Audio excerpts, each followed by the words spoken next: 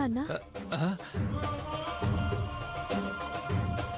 నిజం చెప్పండి, ఇవి నలక వల్ల వచ్చిన కన్నీళ్ళేనా? లాభం లేదమ్మీ. ఈ విషయం ఎవరికో ఒకరికి చెప్పకపోతే నా గుండె ఆగిపోయేలా ఉంది. అమ్మీ, అప్పుడే నువ్వెవరికి చెప్పనని మాటిస్తే తప్పకుండా చెప్తానమ్మీ. నేనెవరికి చెప్పను నాన్న. ఏ సమస్య అయినా నేను చూసుకుంటాను. మీరు టెన్షన్ పడకండి. చెప్పండి నాన్న.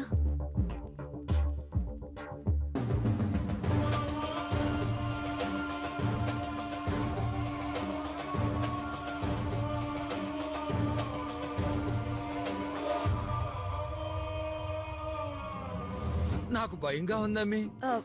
దీనికన్నా మీరు భయపడేది? అదేంటమ్మీ అంత తేలిగ్గా తీసుకుంటున్నావు? ఇది నీ చెల్లెల భవిష్యత్తుకు సంబంధించిన సమస్య అమ్మీ.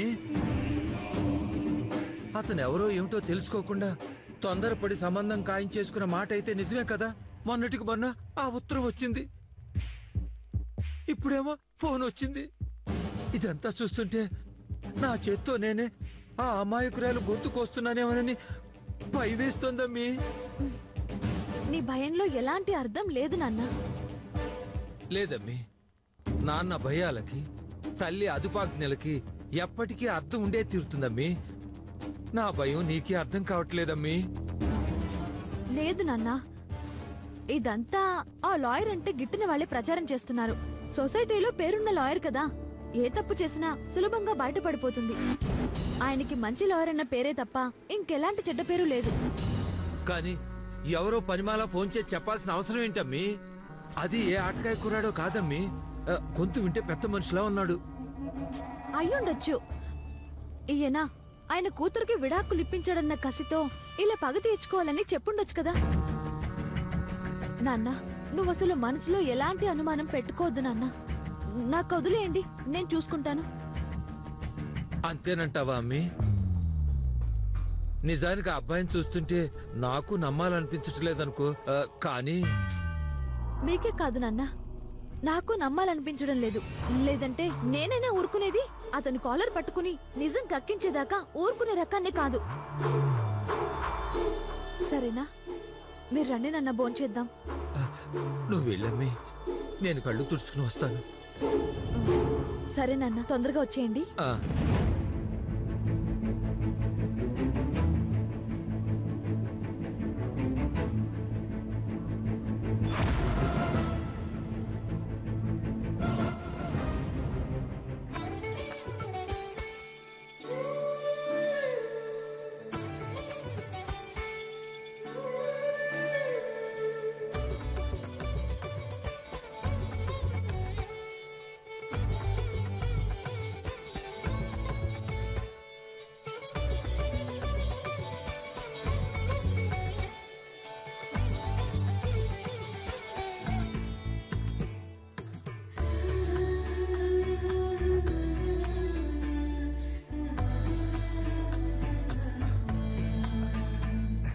శ్రీమద్ రమణ గోవిందో హరి.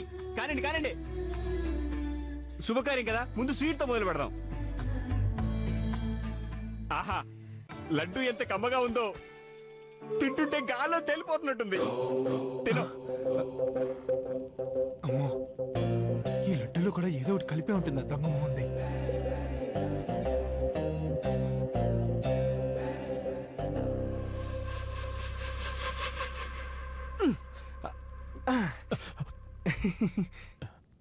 నువ్వు తిను, నేను తింటాను. ఎందుకని ఎక్స్చేంజ్ చేసావు? జస్ట్ ఊరికే. పర్లేదు బ్రో, మరి ఇప్పుడు అన్నదమ్ములు కదా, ఒక్క లింగి ఒకరు తింటే ఏం కాలే. తినండి. పాలల్లో ఏదో కలిపినట్టు తీల్లో కూడా ఏదో కలిపానని డౌట్ వచ్చింది బావకి.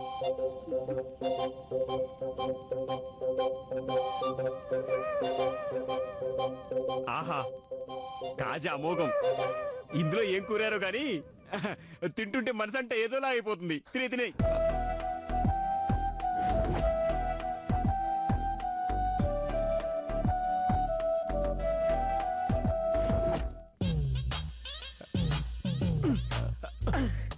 మళ్ళీ ఏమైంది బ్రో? కానీ బ్రో,